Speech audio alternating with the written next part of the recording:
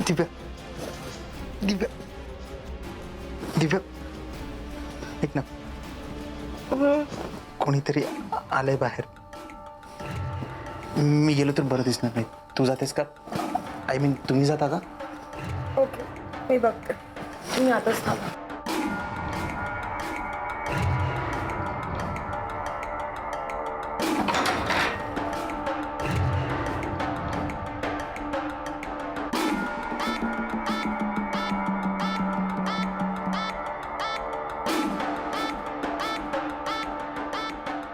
तुम्ही एवढा सकाळी? ही काही वेळ आहे यायची? असंही बोलू शकत नाही ना, नाहीतर तुम्ही माझी वरती कंप्लेंट कराल, राईट? सॉरी मॅडम, माझं एक महत्त्वाचं काम आहे तुमच्याकडे म्हणून आलोय. या. काय काम होतं? मॅडम, साहेबाने आत्महत्या केली त्यावेळी आमच्या दोघांचं फोनवर बोलणं झालं होतं. मला नाही वाटत साहेब आत्महत्या करतील म्हणून. पण तुम्ही हे गोष्टी एवढ्या खात्रीने कसं सांगू शकता? तुम्ही त्यांना सस्पेंड केलं त्यावेळी ते मुंबईला गेले होते आपल्याच केसच्या संदर्भात. काय?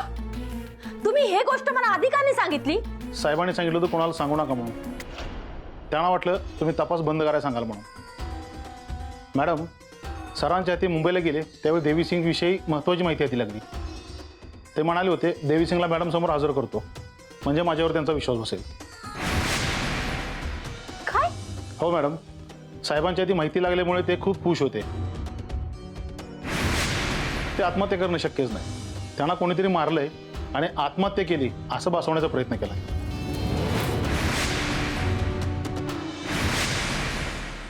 हा काय बोलतोयस? मला लय आवडतो तो हिरो. मला पण बोलव हा, मी आधीच सांगते तुला. डिंपे, हा. येते. हा अरे तुला नाही, मम्मीला बोलते. मला करायचंय, शूटिंग करायचंय, पिक्चर मध्ये काम करायचंय. डिंपे, किती तारखेला? 26. हा येते येते येते. आठवणीने बोलव मला. होय डिंपे. हा हा ठेव ठेव बाय. काय ग? कवादरून आवाज देते या? तास झालं फोनवर बोलती. एवढं काय महत्वाचं काम आहे? हा? कुणाचा फोन होता? कोणाचंच नाही. गपगुमानं सांगते का आता? अगं मम्मी, ते करडला पिक्चरचं शूटिंग चालू होणार आहे ना, तर माझा मित्र म्हटला तू पण येते का? मम्मी बस झालं, बस झालं. इथनं पुढं फोनवर बोलणं बंद. काय कुठं जायचं नाही. मम्मी मला पिक्चर मध्ये काम करायचं आहे ना. काय काम करायची गरज नाही. घरात एवढी कामं पडलीत ना तेवढी कर. आणि नको तो नाद नको लावून घेऊ आधी सांगते या. आणि मी काय तुला पिक्चर मध्ये काम करू देणार नाही. मम्मी वाद झाला तुमचं. मी नेहमी तुमचं ऐकत असते, पण कधीच तुम्ही माझं ऐकत नाही. माझ्या जर स्वप्नांच्या आड आलं ना तर मग मी काय ग? काय करणार आहेस ग? लय जीभ चालायला लागली आहे तुझी. मग काय चुकीचं बोलते? माझे पैसे पाहिजे असतात तर गुलू गुलू बोलता. मग आता का नाही माझा विचार करत? डिंपल, काय झालं? का ओरडतीस एवढी? विचारा तुमच्याच बायकोला. दे इकडं. डिंपे, डिंपे ऐकते का नाही? काय खरं दिसन हे पोरीचं मला. ही जर असं चालत राहिलं ना, कोण करेल हिच्याशी लगीन? डॉक्टर जर हो म्हणलं असतं तर सोन्याहून पिवळं झालं असतं बघा. मंगल, मला असं वाटतं की झाला तेवढा तमाशा बा झाला आता. आपण त्या दोघांच्या लग्नाचा विषय डोक्यातून काढून टाकू आणि आपण डिंपलसाठी दुसरा पोरगा बघू. तर नाहीतर लाईनच लावाल तुम्ही नाही का? कुणालाच इथल्या माणसाचं चांगलं झालेलं नको आहे. मी एकटी तर कुणाकुणाचा विचार करू? पण एवढं करून मी माझी किंमत काय नाही. मला वाटत होतं आपल्याला जी काही आयुष्यात मिळालं नाही ना ते आपल्या लेकीला तर मिळावं, पण नाही. तिथंच नशीब फुटका आहे. त्याला कोण काय करणार?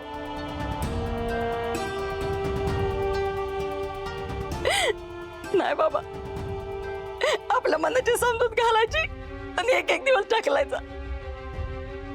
पण सांगू का, मला लई कंटाळा आलाय आता.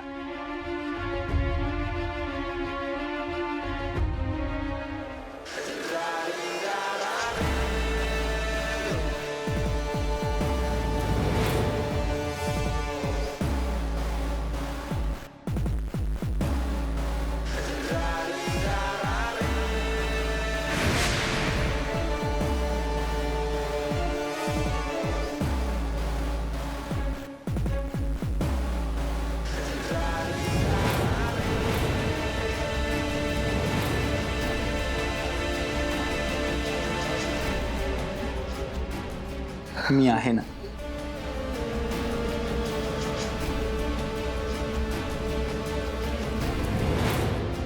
सरांच्या हाती मुंबईला गेले त्यावेळी देवी सिंग विषयी महत्त्वाची माहिती हाती लागली. ते म्हणाले होते देवी सिंगला मॅडम समोर हजर करतो म्हणजे माझ्यावर त्यांचा विश्वास बसेल. ते आत्महत्या करणं शक्यच नाही. पुरावे तर सगळेच मिटवलेत मी, पण हिने मुंबईला जाऊन परत गोळा केले तर या इन्स्पेक्टरने आत्महत्या केली आहे या गैरसमजत असल्यामुळे ती गाफील होती. पण आता ती कसून चौकशी करेल. नाही, त्याआधी मला काहीतरी करायला हवं. असं काहीतरी ज्यामुळे माझ्या अंगाशी आलं तरी मला ते टाळता येईल, ज्याने सगळ्यांचाच माझ्यावर विश्वास बसेल. पण काय करू शकतो? हां, बाबू, मंगल आणि डिंपल यांचाच मला ढाल म्हणून उपयोग केला पाहिजे.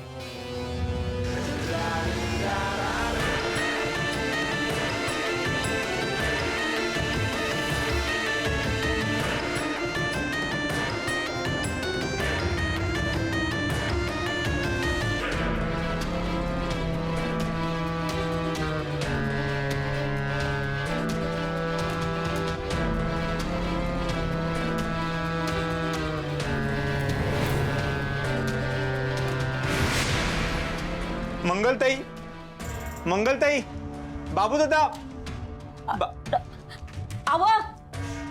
आव जरा बाहेर या. डॉक्टर आलात. आजी कुठे दिसत नाहीयेत? बाहेर फिरायला गेलं. आईकडं काय काम होतं का डॉक्टर? नाही, त्यांच्याकडे काही काम नव्हतं, त्या दिसल्या नाहीत म्हणून सहजच विचारलं. बाबू दादा, मंगलताई, मी तुमच्या बोलण्याचा खूप विचार केलाय आणि मला ते पटलं देखील. कशाबद्दल बोलताय डॉक्टर तुम्ही? मंगलताई, मी तुमच्या घरात राहतो, मला तुम्ही तुमच्या घरातलंच एक समजता. तुमचा माझ्यावर खूप विश्वास आहे आणि तो विश्वास मला तोडायचा नाहीये. खरं तर मी एक डॉक्टर आहे आणि मला लग्नासाठी एखादी डॉक्टर किंवा इंजिनियर मुलगी लगेच मिळू शकते. पण मी विचार केला, जर का मी डिंपल सोबत लग्न केलं तर तिच्या आयुष्याचं भलं होईल आणि तुमच्याही आयुष्याचं भलं होईल.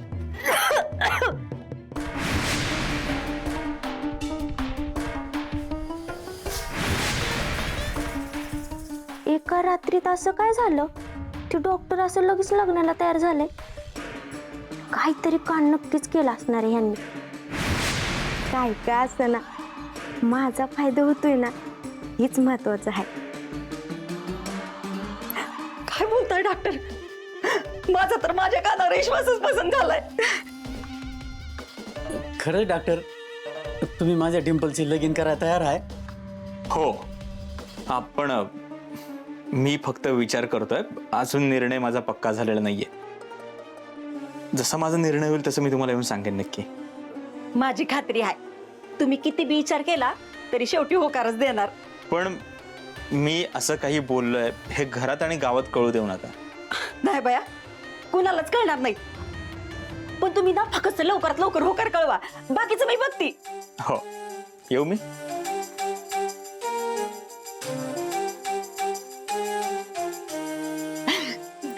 या नशीब काढलं माझ्या पोरीनं, भाग्य उजळलं माझ्या पोरीचं. दृष्ट नग लागायला ह्या घोडाचं करते काय तर.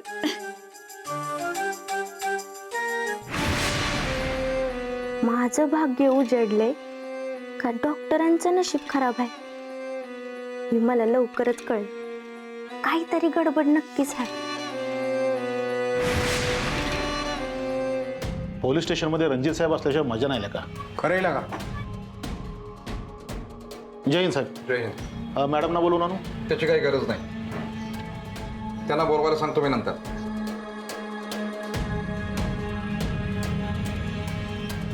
समाधानसोबत तुम्ही काम करायचं तर? हो सर, रात्री 10 वाजेपर्यंत आम्ही एकत्र असायचो. कसा स्वभाव होता त्यांचा?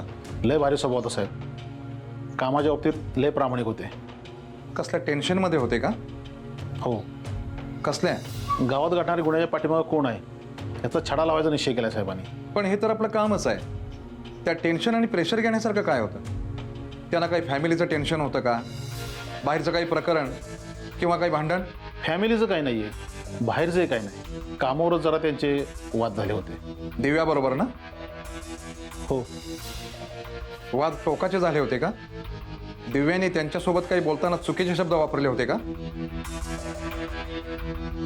काय विचारतोय मी? तुम्हाला कोणाची बाजू घ्यायची काही गरज नाही. जे काही असेल ते सत्य आणि खरं खरं बोला. मॅडम त्यांना 3-4 वेळा ओरडल्या होत्या. का? इन्स्पेक्टर चव्हाण नीट काम करत नव्हते का? ते काम करत असूनही मॅडम त्यांना ओरडल्या. याचा त्यांना खूप त्रास झाला होता. ही गोष्ट त्यांनी मनाला फार लावून घेतली होती. त्याच्यामुळे ते दारूही प्यायले होते आणि मॅडमच्या धाकामुळे ते मॅडमना उलटही बोलू शकत नव्हते.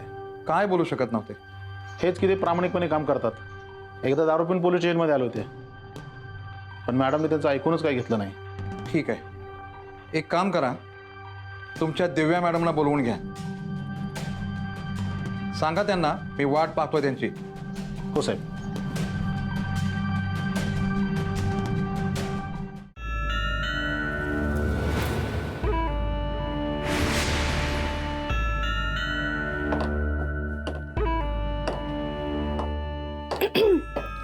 अजी सुनिए, आपके लिए चाय.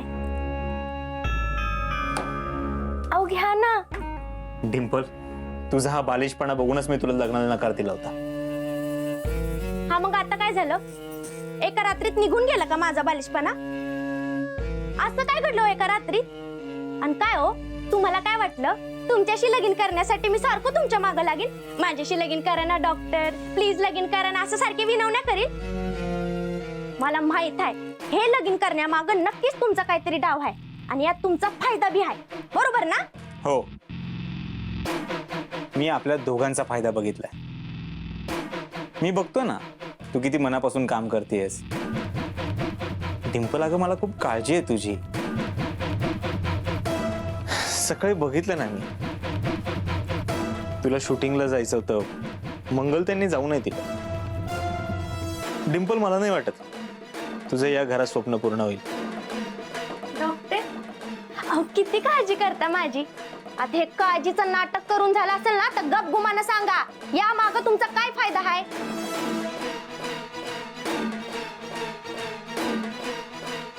मला तुझ्यासारखी हुशार पार्टनर गमवायचे नाहीये, हा फायदा आहे माझा. तुझ्याशी लग्न केल्यामुळे तू माझ्यासोबतच राहशील. गावातल्या वाड्यातल्या माणसांचा माझा चांगुलपणावर विश्वास बसेल आणि मला त्याचाच फायदा करून घ्यायचा आहे. नशीब एकदाच तुम्हाला पटलं माझं म्हणणं. आणि डॉक्टर, आता मला इथली कामं सांगत जाऊ नका. मला आता लग्नाची तयारी करायची आहे. आणि हा, मला येळेवर पैसे देत जा, म्हणजे मला शॉपिंग बी करता येईल ना. हा, हुशार आहेस. हा मग शेवटी बायको कोणाची होणार आहे? आणि असं बी डिंपलला शिंपल नका समजू. हा घ्या, बोलता बोलता चहा बी गार झाला, गरम करून आणते. आती हूँ.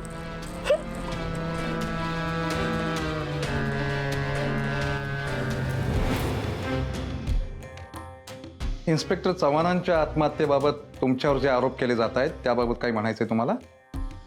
सर, मला हे आरोप मान्य नाहीये. सगळ्या चौकशीतून हे सिद्ध होत आहे की तुम्ही त्यांच्यावर विनाकारण प्रेशर टाकत होता. त्यांना त्यांच्या मनासारखं कामही करून देत नव्हता. सर, त्यांना त्यांच्याच मनाप्रमाणे काम करायचं होतं, तर मग मला इथे आपण का केलंय? त्यांना खुनी सापडत होता म्हणून मी इथे आले होते ना. मला मान्य आहे की मी चिडले, त्यांच्यावर रागावले असेल, पण मी सुद्धा माणूस आहे सर. कामाचा प्रेशर माझ्यावरही असतो आणि मी त्यांना किती वेळा समजून घ्यायचे होते. सर, मी माझ्या कामात खूप परफेक्ट आहे आणि तीच अपेक्षा मी त्यांच्याकडून करत होते. यात माझं काय चुकलं? त्याचीच चौकशी करायला मी इथं आलो. तुमच्या हातून चूक झालेली आहे आणि त्याचे परिणाम तुम्हाला भोगावेच लागतील. चौकशी पूर्ण होईपर्यंत तुम्हाला सस्पेंड केलं. काय? सर, सर, हे कसे शक्य आहे? माझ्यावर जे आरोप लावले ते खोटे हे मला साबित करायचे आहे आणि त्यासाठी मला पोलीस स्टेशनमध्ये राहूनच काम करावं लागेल. आणि इन्स्पेक्टर रणजित केस संदर्भात माझ्या हाती काहीतरी माहिती लागली आहे. मी लवकरच त्या गुन्हेगारापर्यंत पोहोचेल. गुन्हेगारापर्यंत म्हणजे?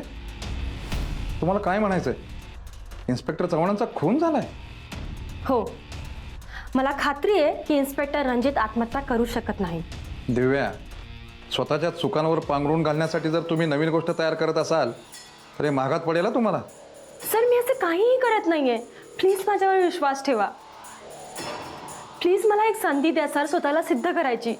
सॉरी, आता खूप उशीर झालाय. Now you are suspended. Sir,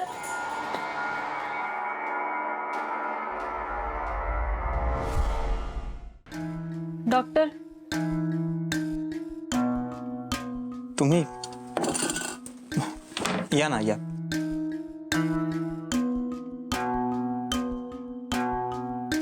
बस.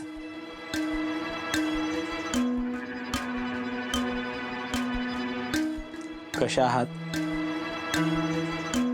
ठीक नाहीये. मी पण. म्हणजे काल रात्री आपलं जे काही घडलं त्यानंतर मला कसं तरीच. It's okay. तुम्ही गिल्टी वाटून घ्यायची काहीच गरज नाहीये. मी इमोशनली ब्रेकडाऊन झाले होते. मला तुमची गरज होते आणि त्यात ते घडलं. तुम्हालाही असंच वाटतं ना? मग प्रश्नच मिटला. म्हणजे काल रात्री जे काय झालंय त्यामुळे मला खूप टेन्शन आलं होतं. आय डोंट नो तुम्ही कशा पद्धतीने घ्याल ते. मला कामाचा एवढा प्रेशर आहे की पर्सनल गोष्टीचा विचार करायला वेळच नाहीये.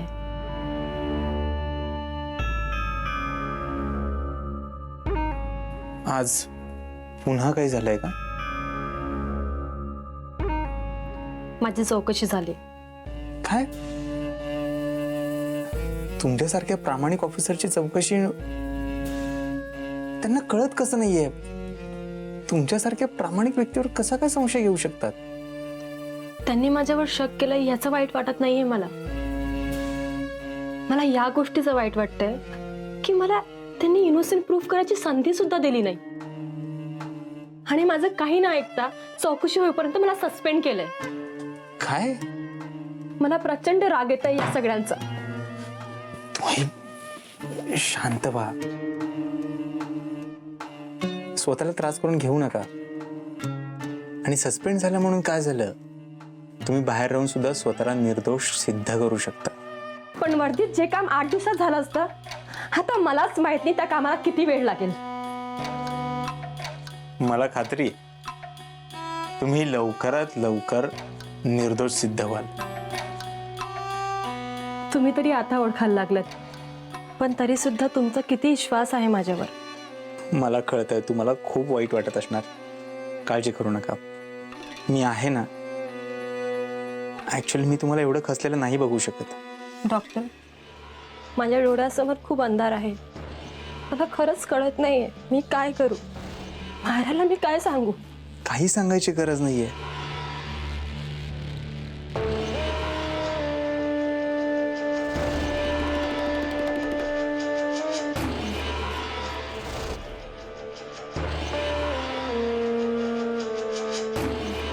मी सांभाळेन सगळं.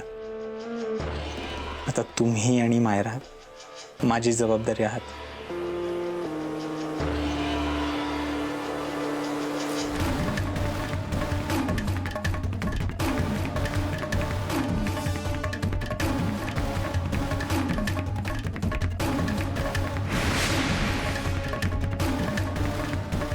दिव्या सिंग, तुम्हाला कल्पना नाहीये तुम्ही कोणाच्या मिठीत आहात. ज्याच्यामुळे तुमच्यावर ही वेळ आली आहे, आज तुम्ही त्याच्याच मिठीत आहात. आता काय, तुम्ही कितीही प्रयत्न केला तरी या जन्मात तरी तुम्ही आरोग्यपर्यंत पोहोचणं शक्य नाहीये. आणि याची मी चोख व्यवस्था करून ठेवली.